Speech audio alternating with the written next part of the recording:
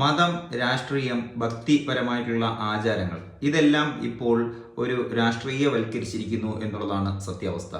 ഭക്തി കാര്യങ്ങളിൽ വരെയും രാഷ്ട്രീയ പരിപാടികൾ, നേതാക്കന്മാരുടെയൊക്കെ കാര്യങ്ങൾ ഉയർത്തിക്കാട്ടുന്ന, ഗാനങ്ങൾ ഉയർത്തിക്കാട്ടുന്ന ഒരു അവസ്ഥയാണ് കണ്ടുവരുന്നത്. അത് പ്രത്യേകമായിട്ടും എടുത്തു പറയേണ്ടത് ഹൈന്ദവ സമൂഹത്തിൻ്റെ ഭക്തിപരമായിട്ടുള്ള പരിപാടിയിലാണ് ഇത് നടന്നു വരുന്നത് എന്നുള്ളതാണ് സത്യാവസ്ഥ. അത് എന്തുകൊണ്ടാണെന്ന് ചോദിച്ചാൽ അത് അവരുടെ സംഘപരിവാറിൻ്റെയും RSSൻ്റെയും ചില കുതന്ത്രങ്ങൾ, തന്ത്രങ്ങളിലൂടെയാണ് അതിങ്ങനെ വരുന്നത് എന്ന് നമുക്ക് മനസ്സിലാക്കാൻ സാധിക്കും.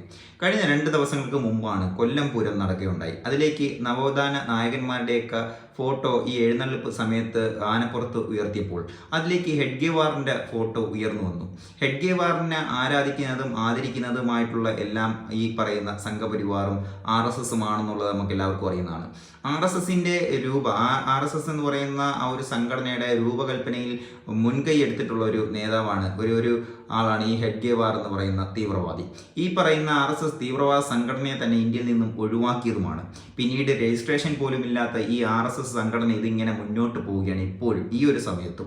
അപ്പോൾ ഈ രാഷ്ട്രീയത്തിൽ മതം കലർത്തിക്കൊണ്ട്, മതത്തിൻ്റെ ആചാരത്തിൽ രാഷ്ട്രീയ നേതാക്കന്മാരെ കലർത്തിക്കൊണ്ട് ഇതുപോലുള്ള ഒരു പരിപാടി നമ്മുടെ രാജ്യത്ത് ഇങ്ങനെ തുടർന്നു പോകുന്നതിൽ തികച്ചും നമ്മൾ വലിയ രീതിയിൽ ഖേദിക്കേണ്ടതുണ്ട്. കാരണം അത്രത്തോളം നമ്മുടെ രാജ്യം താഴേക്ക് പോകുന്നു എന്നുള്ളതാണ്. ചൈനയും ഈ പറയുന്ന UAEയും സൗദിയൊക്കെ എത്രമാത്രം ഉയർന്നു പോകുന്നു എന്നുള്ളത് നമ്മൾ കണ്ടുകൊണ്ടിരിക്കുന്നത് നമ്മുടെ നേർക്കാഴ്ചയാണ്.